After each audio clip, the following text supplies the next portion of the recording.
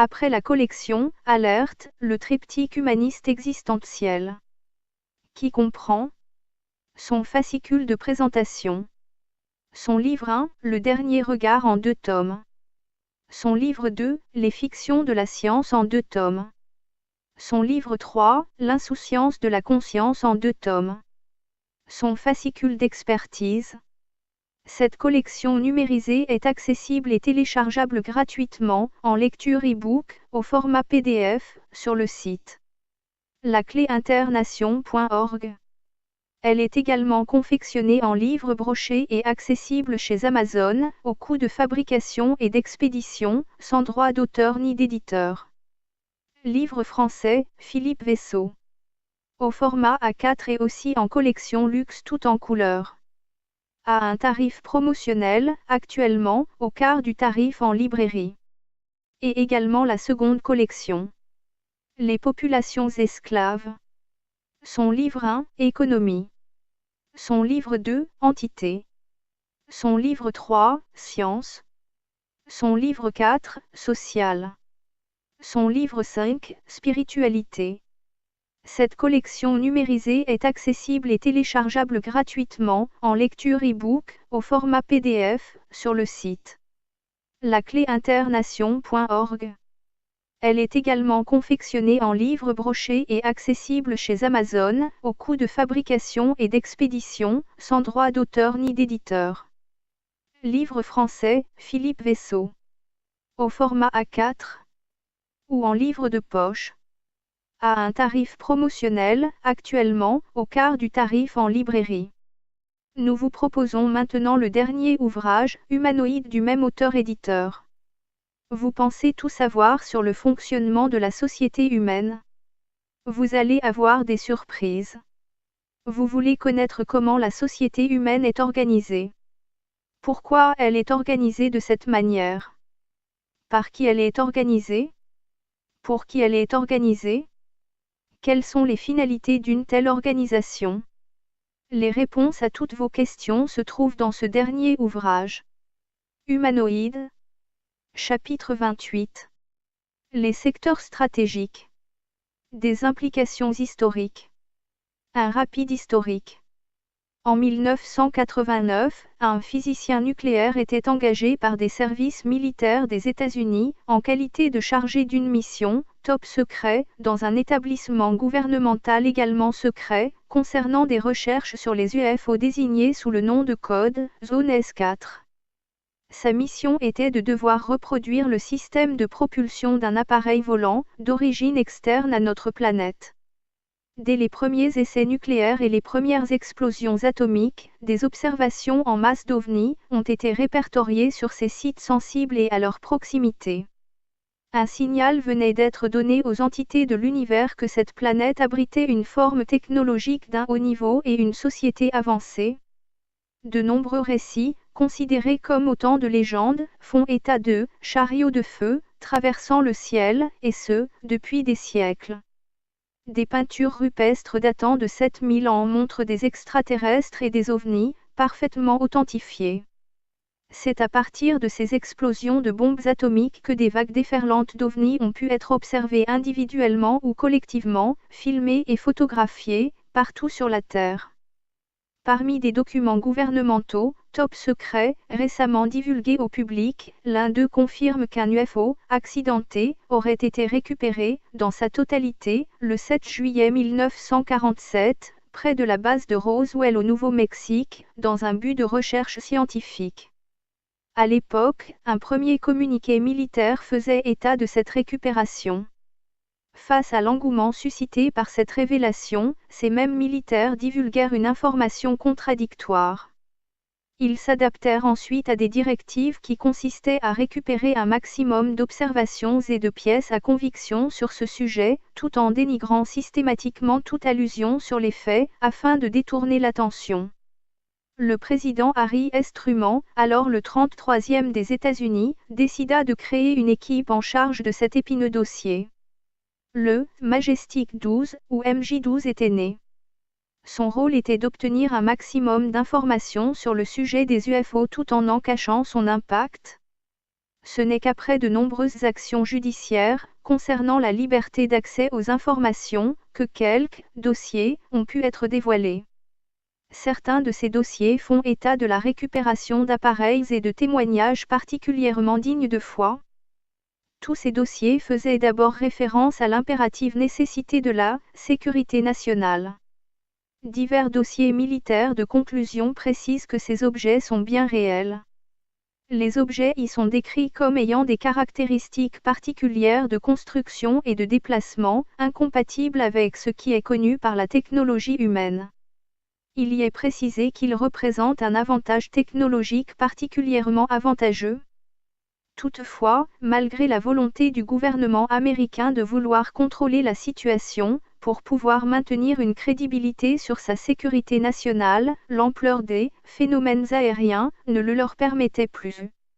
Aussi, un dispositif de contrôle militaire permanent fut mis sur pied. Certains pays, comme le Brésil, divulguaient des photos et des informations concernant le passage des ovnis sur leur territoire. Il devenait de plus en plus difficile aux autorités militaires américaines de pouvoir continuer à occulter la réalité de ce préoccupant sujet. Des objets volant à des vitesses supérieures à 10 000 km/h, s'arrêtant brusquement et stationnant au-dessus du Capitole, observés par de nombreuses personnes dignes de bonne foi, firent l'objet d'un grand questionnement. L'US Air Force déclara que ce qui avait été vu, filmé et photographié par le public, n'était rien d'autre qu'une inversion de température. Une tactique officiellement fut mise en œuvre pour pouvoir gérer la situation. Elle consistait en un protocole militaire destiné à éduquer, tout en démystifiant le phénomène UFO. La nécessité de négation scientifique s'imposait. Le discrédit systématique était organisé avec mensonges à l'appui. Seules des explications douteuses devaient être livrées. Dans le même temps, un rapport officiel de l'US Air Force, en date de janvier 1953, précisait que les manœuvres apparemment contrôlées, observées par des personnes éminemment compétentes, de certains objets volants, doivent être considérées d'une origine interplanétaire. Un projet, Blue Book, fut alors élaboré afin de réaliser une campagne globale de désinformation, à partir d'arguments scientifiques, sur les témoignages des civils. Il fut interrompu en 1969. Ce que le réseau militaire et le MJ-12 savaient depuis longtemps, la NASA, organisme chargé de l'exploration de l'espace, a été contraint de constater que toutes ces activités étaient complètement surveillées, dans l'environnement de la Terre, autour de celui de la Lune et aussi de celui de la planète Mars. Sa politique officielle a été d'ignorer l'existence des UFO. Dès 1970, les sondes Viking firent des découvertes inattendues d'édifices inexpliqués à la surface de la planète Mars. Aucune explication sérieuse ne fut indiquée. Cependant, de nombreux témoignages d'astronautes laissaient augurer d'étranges rencontres, rapidement démenties par leurs autorités de tutelle. La version officielle faisait état de débris de l'espace et d'anomalies spatiales. Malgré tout, ce sont des centaines de milliers de témoignages qui ont été enregistrés et d'autres continuent à l'être à la constance d'un toutes les 4 heures. Le président Jimmy Carter, parce qu'il en avait été un témoin privilégié, selon un rapport officiel très détaillé, au temps où il n'était encore que gouverneur de la Nouvelle-Géorgie, voulait faire toute la lumière sur ce sujet, auprès de ses concitoyens, dès qu'il fut président. C'est avec un grand regret qu'il dut se résoudre à n'en rien faire.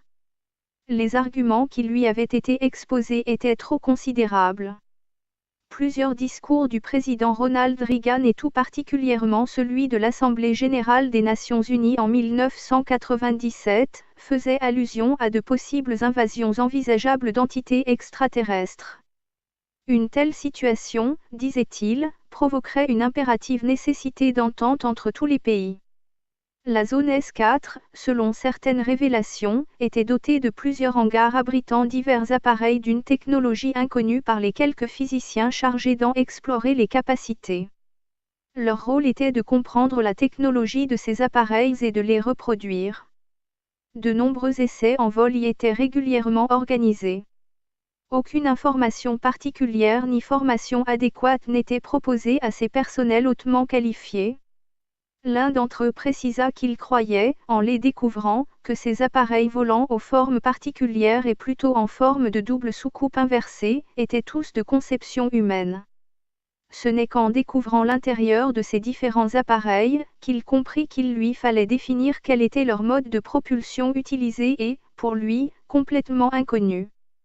Les tests de vol, effectués à proximité immédiate, révélaient des utilisations énergétiques à haute tension.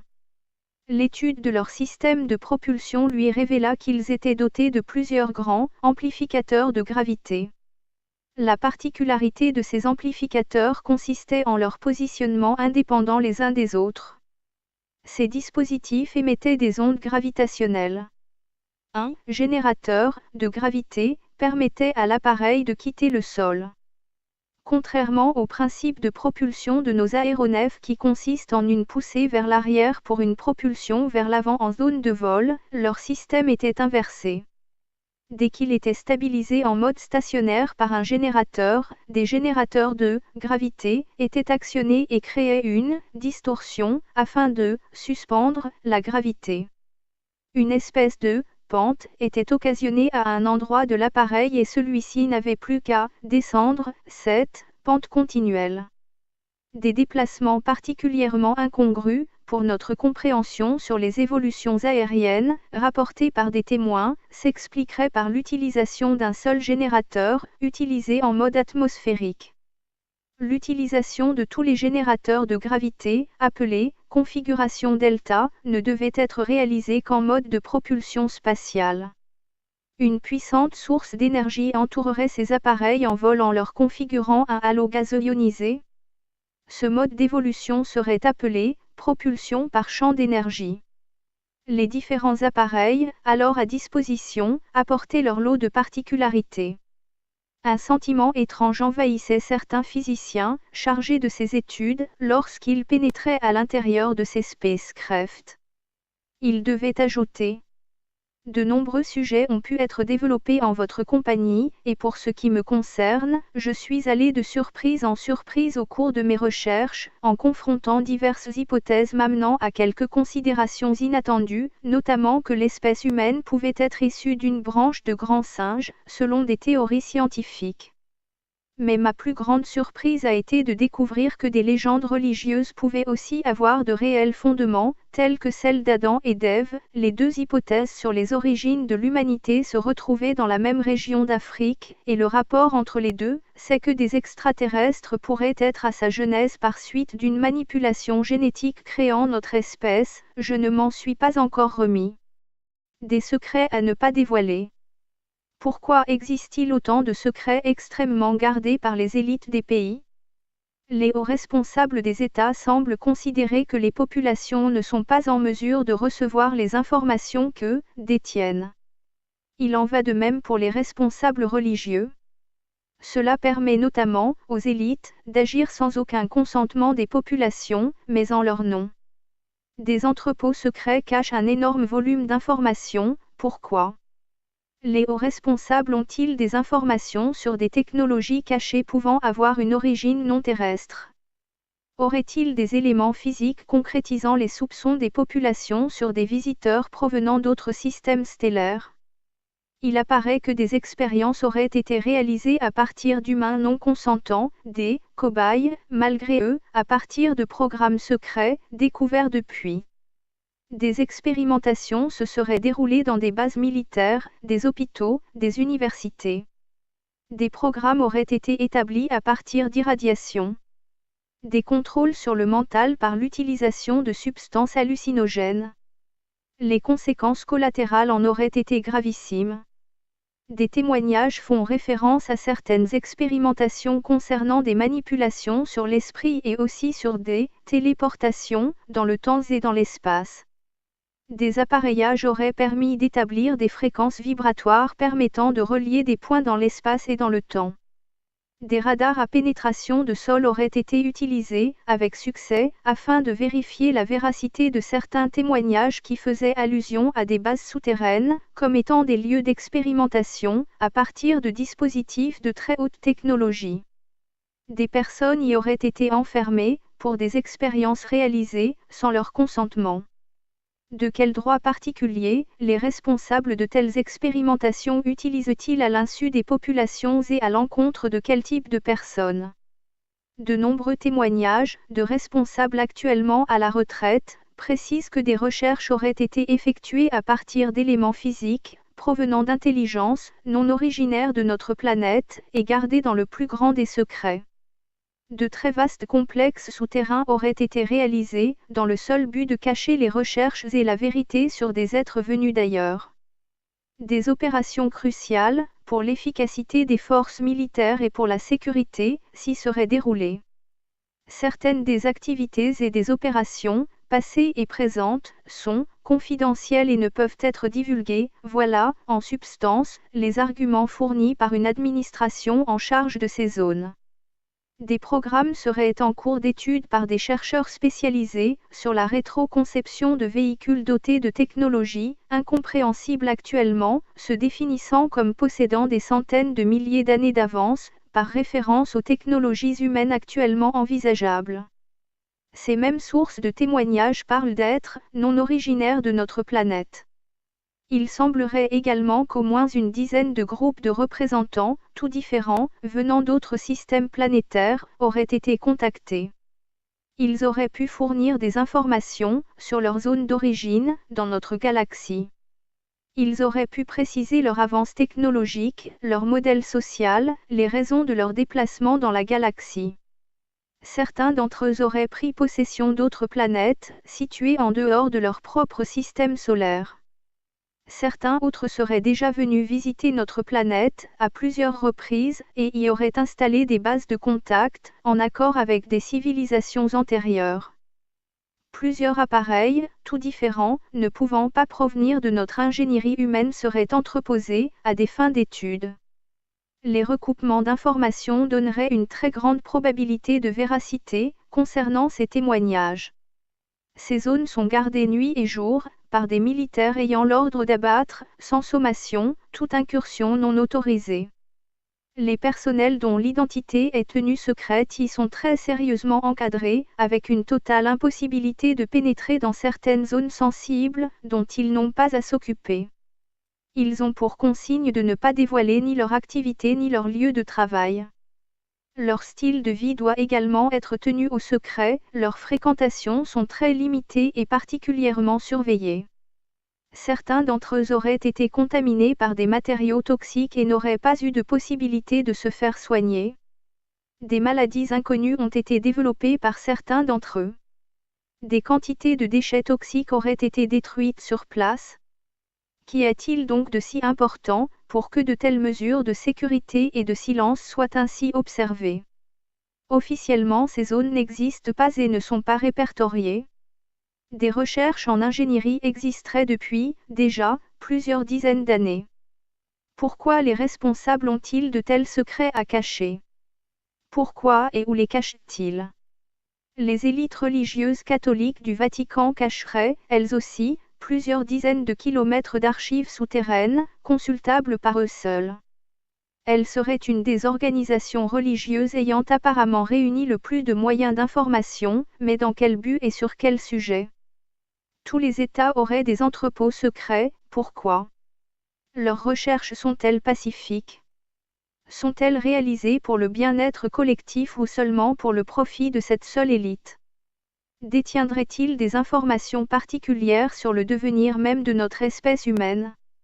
L'exploitation, abusive, des moyens en ressources naturelles de notre planète mettrait-elle en danger les générations de populations futures? Y aurait-il une impérative nécessité à devoir mieux contrôler l'expansion démographique ou à la stopper?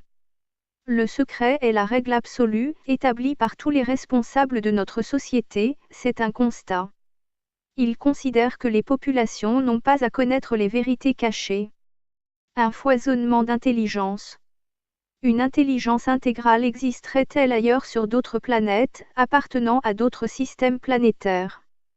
D'autres êtres, nous ressemblant ou pas, pourraient-ils avoir participé à l'élaboration de messages sur notre planète?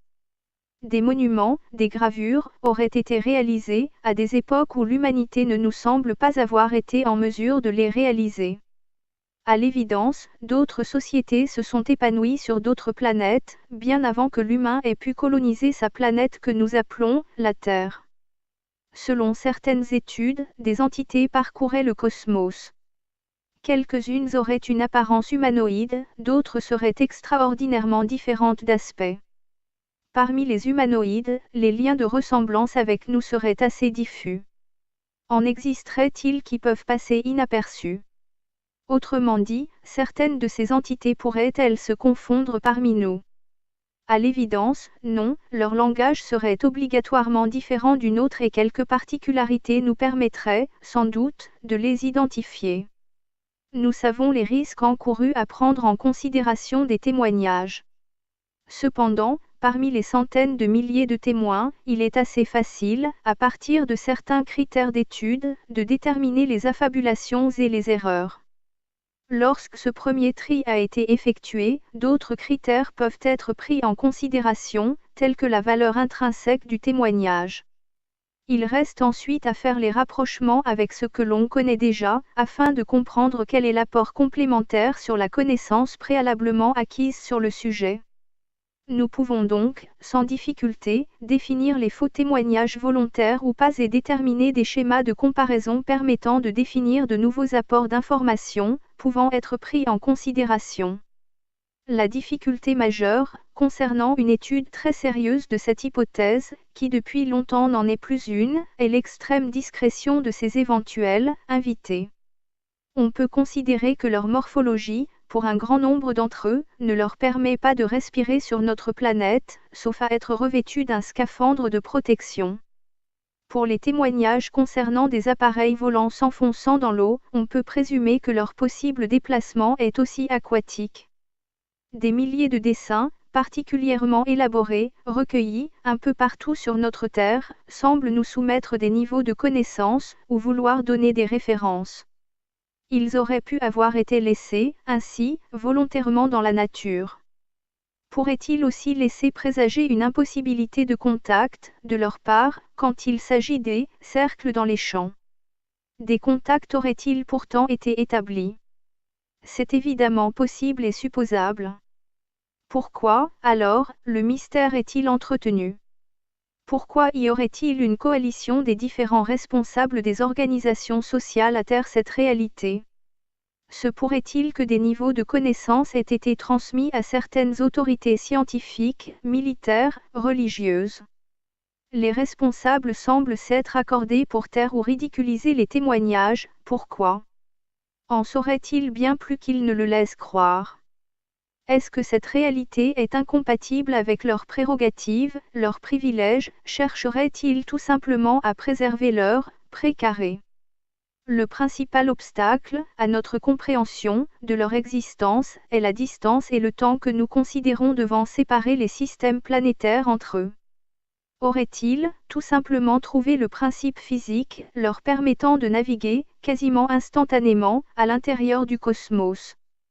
Quel type d'appareils ont-ils réussi à réaliser, pour atteindre les extraordinaires vitesses de déplacement, mesurées par les radars? Leur technologie nous apparaît incompréhensible. Notre compréhension sur le déplacement de la lumière, sur son implication, en tant qu'énergie, est-elle trop loin de leur niveau de maîtrise? Parviennent-ils à se déplacer instantanément, entre les systèmes stellaires, sans que le temps, qui nous sert à mesurer l'espace, n'ait d'influence? Notre définition du temps est-elle une erreur? Leur évidente discrétion est peut-être tout simplement liée à notre niveau d'évolution, trop éloigné du leur. Quel intérêt aurions-nous, par exemple, à faire participer les milliards de sociétés de fourmis qui nous environnent, à notre niveau d'évolution, alors qu'elles ignorent tout de notre existence? Notre niveau évolutif est-il trop inférieur, par rapport au leur, pour qu'ils puissent nous accepter dans leur club des entités du cosmos? Attendent-ils, tout simplement, que nous parvenions à un niveau évolutif supérieur? Quelle serait alors la raison de leur venue? Voyagent-ils, tout simplement, pour pouvoir établir des relations avec d'autres sociétés, supérieurement évoluées? Sont-ils à la recherche de planètes qui pourraient leur permettre de s'établir? Seraient-ils des voyageurs permanents? Comment ont-ils résolu leurs problèmes énergétiques? Existe-t-il un programme global d'une intelligence supérieure? Un foisonnement d'objets volants. Des objets volants inconnus, non originaires de notre planète, seraient susceptibles de nous visiter depuis plusieurs centaines d'années, ou peut-être même des milliers d'années. La composition matérielle et technologique de ces appareils apparaît difficilement compréhensible à notre savoir actuel. Par contre, ils représentent un élément de recherche considérable. La vérité sur ces objets volants, non originaires de notre technologie, repose sur les récits de témoins oculaires. Leurs observations ne correspondent pas à ce que nous avons l'habitude de voir. C'est là un point important qui nous permet de comprendre qu'à chaque époque correspond un récit ou des récits, ayant un rapport direct avec la comparaison que l'on peut en faire, à ce moment-là, avec les mots adaptés à chaque époque. Cela nous permet de comprendre que, depuis que les écrits existent, des témoignages correspondent à des visions d'objets volants, obligatoirement venus d'ailleurs, puisqu'il n'y a que très peu de temps que l'humain est capable de se déplacer dans le ciel. Un grand pourcentage des récits, sur l'apparition d'objets, précisant parfois une rencontre avec leurs occupants, peut être accepté avec beaucoup de sérieux. La mise en dérision systématique de ces témoignages, pour des raisons diverses, ne doit pas occulter le sérieux de la recherche dans ce domaine. La compréhension de notre univers pourrait passer par la prise en considération de leur réalité. Il se pose ensuite le problème des raisons qui pousseraient ces entités, voyageant dans notre espace planétaire à venir nous visiter. À condition, évidemment, de prendre en considération les témoignages considérés sans faille, allant dans ce sens. Il apparaît indispensable de savoir que beaucoup trop de témoins ont une fiabilité intellectuelle et honnête qui ne peut être mise en cause. Certaines de ces personnes se sont impliquées, à des niveaux très élevés, dans la hiérarchie sociale, sur la recherche des conséquences correspondantes à l'existence de ces entités, venues d'ailleurs. Quelles seraient les conséquences sur notre environnement social de la révélation de cette réalité? Il est surtout important de comprendre, d'abord, que ces objets pourraient ne pas être originaires d'un seul endroit, mais proviendraient, selon toute vraisemblance, de zones diverses de l'univers. Dotés de technologies différentes, ces objets volants seraient, au contraire, d'origines multiples, sans comparaison les uns avec les autres, et cela ajoute à la confusion sur notre façon d'appréhender leur réalité. Plusieurs appareils se seraient écrasés sur notre Terre, soit par accident, soit par notre intervention. Des créatures vivantes, blessées, d'autres mortes en auraient été extraites. Bien évidemment, les appareils, malgré leur état, auraient fait l'objet d'investigations très méticuleuses. Il se pourrait que certaines de ces entités aient pu donner des indications sur leur zone de provenance dans l'univers. Certaines, qui auraient été vues, seraient dotées d'objets surprenants. Des autorités accréditées à assister à de telles entrevues auraient été stupéfaites par leurs révélations et leurs démonstrations.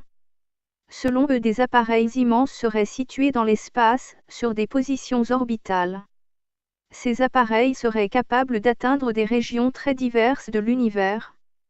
La source d'énergie qu'ils utiliseraient serait inépuisable, car provenant du cosmos. Des accords pourraient avoir été conclus avec certaines autorités terrestres, pour des apports en technologie, sous certaines conditions. Toutefois, il semblerait que les autorités politiques aient été laissées à l'écart. Il n'y aurait qu'un petit contingent de personnes qui seraient susceptibles d'accéder à un niveau de connaissance supérieur, révélé par une rencontre organisée, avec des créatures venues d'autres contrées de l'univers. À ce stade des connaissances, il est difficile de comprendre les raisons de la venue, sur notre planète, de ces entités, venues d'ailleurs, et quelles sont leurs intentions. Il apparaîtrait que ces créatures seraient extrêmement différentes de nous, par leur contexte mental et psychologique et quelquefois physique. Aussi leurs mobiles n'apparaissent pas compréhensibles à notre niveau philosophique. Ce qui est plus surprenant encore, c'est que ces entités extraterrestres auraient un niveau de compétence absolument incompréhensible pour notre savoir, selon certains témoignages de haute crédibilité. Ces êtres hyper intelligents seraient capables d'intercepter des directives qui auraient été données à des pilotes de chasse les pourchassant. L'avance technologique de ces visiteurs leur permettrait de connaître nos intentions et de surveiller nos mouvements. Au niveau de notre atmosphère, leurs appareils peuvent atteindre et dépasser les 18 000 km/h, ce qui apparaît tout à fait extravagant aux personnes ayant eu à prendre connaissance des faits ou qui y ont été directement confrontées. Ils ont la faculté de stopper leur progression instantanément et de rester en position stationnaire. Ils auraient aussi la faculté de disparaître et de réapparaître, tout aussi instantanément, en différents points du ciel, par rapport à leur position initiale. Certains des appareils sont détectés par les écrans radars, d'autres ne le sont pas. Des appareils sont visualisés par des pilotes, mais ne sont pas aperçus par les écrans radars, tantôt quelques appareils sont visibles et l'instant d'après il y en a davantage, des hiéroglyphes inconnus auraient été observés, à l'intérieur et sur des appareils qui auraient été capturés. Les chercheurs autorisés à enquêter sur les matériels embarqués dans ces vaisseaux ont pu appréhender leur haut niveau technologique et émettre l'hypothèse de systèmes de propulsion basés sur certaines lois de la physique. Bien que des personnes civiles et militaires connaissent l'existence de ces engins spatiaux extraterrestres, le silence sur les investigations est toujours total et la divulgation des découvertes serait strictement interdite de diffusion auprès du public. La position de la plupart des États est de faire le silence sur ces objets volants. Et c'est surtout la position, apparemment irréversible des États-Unis, qui oblige cette attitude auprès des autres États. Cela semble, par contre, un peu différent pour la Russie où la population apparaît mieux informée et consciente de l'existence de ces objets. Cependant, la connaissance, liée à ces appareils venus d'ailleurs, ne semble accessible qu'à une minorité de chercheurs autorisés à y effectuer les investigations indispensables pour l'acquisition des avancées technologiques qu'ils représentent. Des études sur la construction et le pilotage s'effectueraient dans le plus grand secret, sur des bases tout aussi secrètes et sous très haute surveillance, aux États-Unis, et peut-être aussi ailleurs dans d'autres pays. Par contre, comment ces objets célestes et leurs occupants se déplacent-ils au sein de l'univers? Quels sont les raccourcis éventuels qu'ils seraient en mesure d'utiliser pour atteindre des distances qui nous apparaissent totalement infranchissables, eu égard de notre niveau de connaissance sur le fonctionnement physique de l'univers? Nous ne pouvons qu'émettre des hypothèses sans obtenir des certitudes. Des entités biologiques extérieures. 4 grands groupes de B, E auraient été répertoriés en interaction avec la Terre. Plusieurs variétés d'humanoïdes auraient approximativement notre ressemblance dont certaines pourraient se confondre avec nous, sans que nous puissions, a priori, les identifier, même si leurs physiologies sont différentes. La plupart d'entre elles seraient amicales avec nous. Elles auraient toutes des capacités psychiques hors normes, en comparaison avec les nôtres. Elles utiliseraient toutes des ressources scientifiques et technologiques très avancées, par rapport aux nôtres actuellement. Une variété de petits humanoïdes, appelés les gris, serait une espèce hybride, s'apparentant à une entité biologique particulière. Ces clones génétiques, sans reproduction sexuée, seraient sous le contrôle psychique d'une autre variété d'humanoïdes et auraient un rôle subordonné d'agents d'exécution des tâches qui leur seraient confiées. Ils seraient plutôt dans un rapport d'esclavagisme et inoffensif, tant qu'ils seraient sous contrôle. Une troisième variété, non humanoïde, aurait des morphologies extravagantes pour nous. Leur provenance résulterait de lieux où l'évolution n'a rien de comparable avec la nôtre. Les modèles évolutifs qu'ils auraient suivis seraient tout particulièrement désopilants, selon leurs apparences particulières et très variées.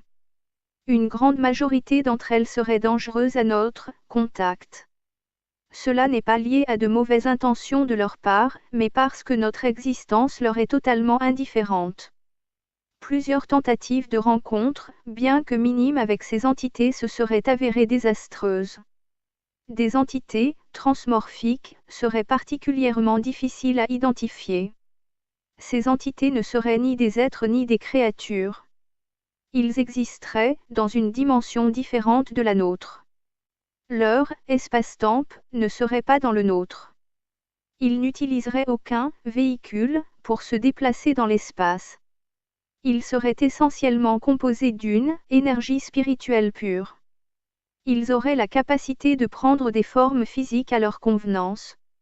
Ils auraient la capacité de canaliser leur énergie en matière. La plupart des entités biologiques extraterrestres auraient déjà interagi avec notre espèce humaine et de façon amicale, pour ce qui concerne les variétés humanoïdes les plus proches de nous biologiquement. Leur premier contact, dans notre civilisation actuelle, aurait eu lieu à cause des expérimentations électromagnétiques de Nikola Tesla. Il les aurait réalisées à l'aide d'un générateur à haute fréquence. Ces expériences auraient engendré des perturbations détectables dans tout le cosmos. Il aurait, entre autres expériences, cherché à rassembler le champ magnétique terrestre afin de l'utiliser en qualité d'émetteur à destination de l'espace. Ces expérimentations auraient en fait créé de violentes perturbations dans l'espace. Ces recherches auraient permis à des entités biologiques extérieures de pouvoir repérer notre planète et de venir nous observer. Ultérieurement, les explosions atomiques auraient également été repérées depuis l'espace cosmique. Des entités biologiques externes auraient ainsi décidé d'amener l'espèce humaine dans un programme d'évolution correspondant à sa future appartenance à une communauté galactique. Des accords auraient donc été conclus avec le président Truman aux USA, pour la révélation de certaines technologies qui auraient également été accordées à l'Union soviétique, en raison de leurs compétences réciproques concernant l'arme nucléaire. Un appareil de déplacement intersidéral aurait été remis, pour étude, à un service technique de chacun des deux États. Des entités biologiques externes seraient restées en permanence sur Terre afin de pouvoir superviser les avancées technologiques dans ces deux pays. Des relations diplomatiques auraient donc été établies avec des espèces à ressemblance humaine. Un traité diplomatique aurait été conclu avec le président Eisenhower en accord avec le MJ-12 et une délégation d'extraterrestres. Qu'en est-il des autres pays détenteurs de l'arme atomique ? L'équipe AlphaCom du groupe MJ-12 est un groupe de recherche mis sur pied pour étudier et évaluer les différentes races extraterrestres existant dans l'univers. Un certain docteur Michael était un pantin consentant du gouvernement satellite et leur porte-parole pour sonder les terrains du monde des dupes. Le docteur a expliqué qu'il discutait de façon régulière avec ses supérieurs pour savoir quels renseignements pouvaient être glissés au public et lesquels devaient rester secrets. Les gris et les oranges, dénommés ainsi à cause de la couleur de leur peau, pratiquent un commerce d'échange très actif. Ils partagent leur savoir, leurs technologies et leur philosophie. Un programme d'échange permet à leur population de voyager d'une planète à une autre pour apprendre leurs cultures respectives. Ces êtres étant très évolués au niveau spirituel agissaient surtout comme conseillers galactiques. Des scientifiques d'envergure avaient pour tâche d'étudier et de comprendre les complexités d'une énorme balise céleste surnommée le monolithe. Elle fut découverte flottant dans l'espace pour la première fois par le cosmonaute russe Yuri Gagarin et ensuite par l'américain Alan Shepard en 1961. Le monolithe fut récupéré et transporté sur Terre en 1972 aux fins d'enquête. Cette balise émet de la lumière, des signaux sonores, ainsi qu'un langage mathématique. La syntonisation des signaux permettait de répertorier notre galaxie en 3 dimensions. Des clonages sur des animaux ont été réalisés avec succès. Les militaires supérieurs convoitaient la réalisation d'un soldat hybride omnipuissant et super génial qui devrait obéir aux ordres, sans crainte et sans hésitation. Il fut réalisé. La récolte de tissus d'animaux, les célèbres mutilations bovines, sont nécessaires à la production d'organelles, ces composantes spécialisées d'une cellule dont l'apparence et les fonctions ressemblent aux organes du corps humain. Les organelles peuvent être introduites dans le corps pour filtrer les polluants en provenance de l'air, de l'eau, des aliments, etc. L'expérimentation se poursuit toujours au niveau des hybrides mi-humains, mi-éteints, ou les entre-deux. Les organelles peuvent être utiles, également, à modifier les hormones corporelles, ainsi qu'à rendre les précurseurs cérébraux non toxiques. Ces cellules sont minuscules et leur insertion ne constitue pas une procédure envahissante. La génétique bovine est comparable à celle des humains. Jimmy Carter avait hâte de mettre fin au cover-up, mais lorsqu'il fut avisé des implications religieuses d'un tel dévoilement, il s'est désisté. Carter entretenait de fortes croyances chrétiennes. Lorsqu'on lui révéla que les religions étaient une création de l'homme et possiblement un phénomène unique dans l'univers, il s'effondra en larmes et son projet de tout dévoiler fut annulé. Officieusement, nous avons mis les pieds sur la Lune avant 1969. Les astronautes furent observés par les E.T. lorsqu'ils étaient sur la Lune. Ils ont entretenu des conversations avec eux et furent avertis de quitter la planète. Les astronautes brûlent de dire la vérité, mais n'osent pas commettre de trahison. Un Stargate, ou porte des étoiles, fut découvert dans une pyramide à Gizeh, en Égypte. Des chercheurs scientifiques croient qu'il s'agit d'une lentille pouvant fabriquer des trous de verre menant n'importe où dans l'univers. Le Stargate n'a pas encore été activé. Il faudra d'abord beaucoup mieux connaître notre galaxie et d'autres encore, avant que nous puissions nous en servir. Savoir où aller et comment nous y préparer. Savoir syntoniser et établir des coordonnées. Le problème, c'est que la signalisation routière n'existe pas dans l'espace. Il s'agirait là d'un aboutissement, l'un des derniers apprentissages de notre race en fonction de notre association avec les E.T.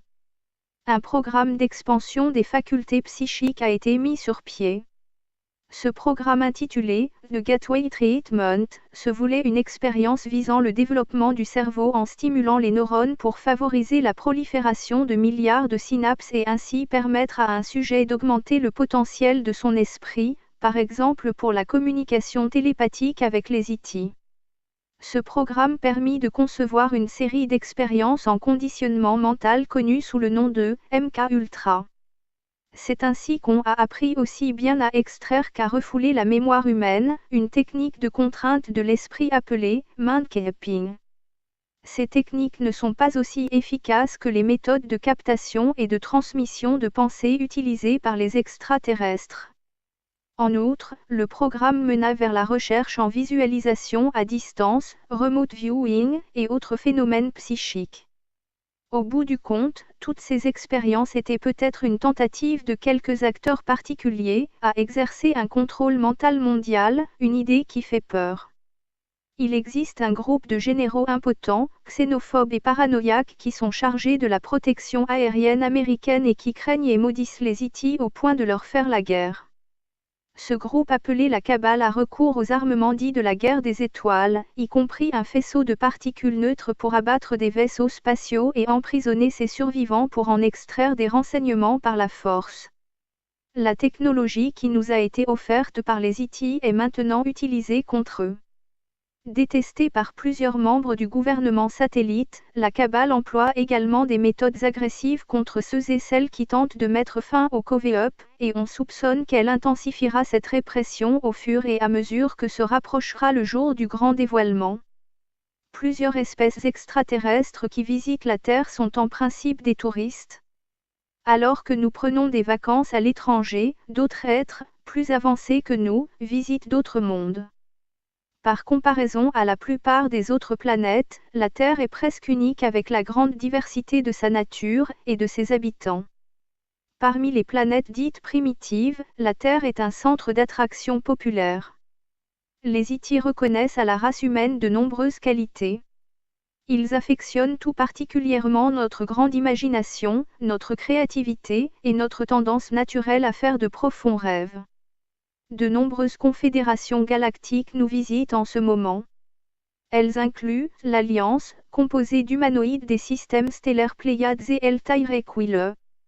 Le Corporatif, composé de différentes races grises du système Zeta Reticuli. La Fédération des mondes, qui comprennent un nombre indéterminé de différents groupements extraterrestres en provenance de l'univers.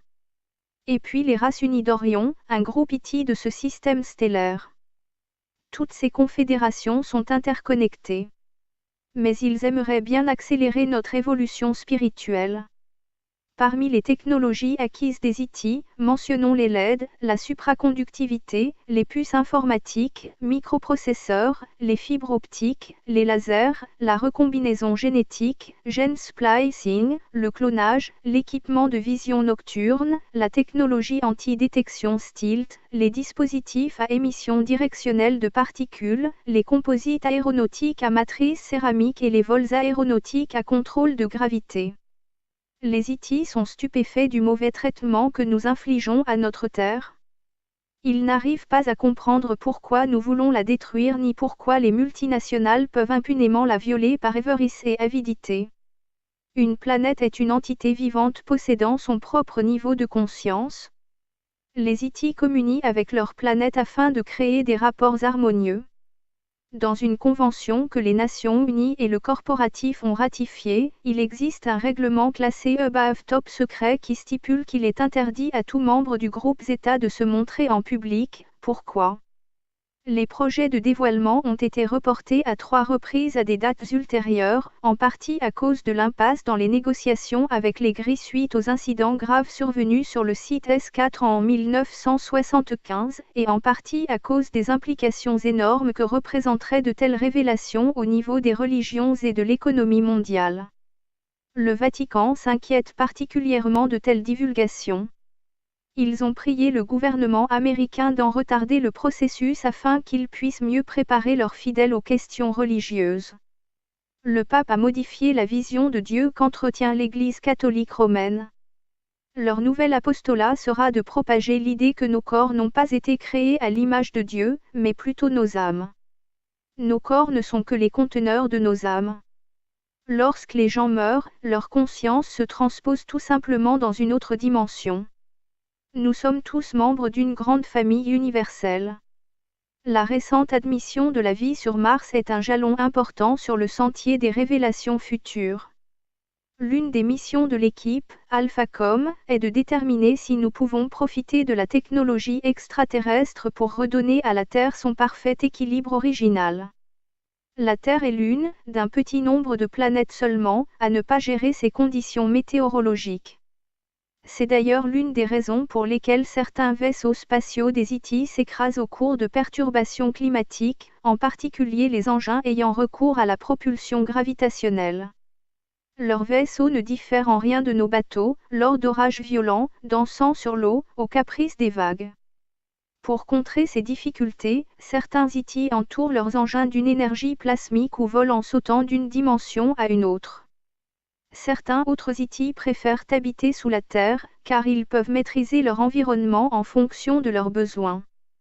Ils utilisent également des boucliers électromagnétiques lorsque les molécules sont trop denses. L'équipe AlphaCom a découvert que de nombreux extraterrestres ressemblant à des humains sont actuellement parmi nous. Ils peuvent respirer notre air, et dans la rue on ne saurait les différencier. Albert Einstein a rencontré et œuvré auprès des Gris. Environ 1 millier de Nordiques habiteraient l'Espagne, pour ne nommer que ce pays. Tous les mondes dans la galaxie sont connectés. Une bombe atomique de type Hiroshima affecte toutes les civilisations. Les pensées sont des formes d'énergie. D'autres mondes sont en mesure de les capter. Les barrières galactiques n'existent pas. Certains vaisseaux sont en fait des transporteurs vivants, capables de se diviser et de se regrouper. Ces engins répondent au commandement de la pensée. La base souterraine Area 51 est une vaste cité, en partie en souterrain, de la taille de l'État du Rhode Island. Elle continue de grossir et a maintenant une sœur, S4, à quelques 25 km, et une autre appelée Indian Springs. Des centaines de personnes des secteurs civils et militaires y travaillent. Elles sont affectées à l'un ou l'autre des 8 programmes dits « noirs » qui fonctionnent sur un budget de 2 billions de dollars annuellement. Un important système de sécurité surveille les lieux et la loi martiale y est imposée à l'intérieur. Certains scientifiques vivent sur les lieux par tranches de 6 mois. Leurs chambres à coucher sont modestes. Cependant que les IT jouissent d'appartements de luxe. Des scientifiques, du gouvernement satellite, ont créé avec succès la fusion à froid et l'énergie du point zéro. Il nous faudra une transition en douceur pour assimiler cette nouvelle science, sinon l'économie mondiale en sera dévastée. Une base antarctique secrète. Au cours des années 1950, il est apparu que la Grande-Bretagne aurait enquêté, très discrètement, à l'insu de ses alliés, sur une base secrète et clandestine, située en Antarctique. Utilisée par l'Allemagne jusqu'à l'époque, cette base aurait fait l'objet de développements stratégiques, extrêmement performants, notamment dans les domaines aéronautiques, pour l'époque. La Grande-Bretagne y aurait récupéré des documents secrets et aussi des chercheurs scientifiques qui y auraient été installés. De leur côté, les Américains et les Russes auraient, eux aussi, récupéré des documents et des chercheurs allemands.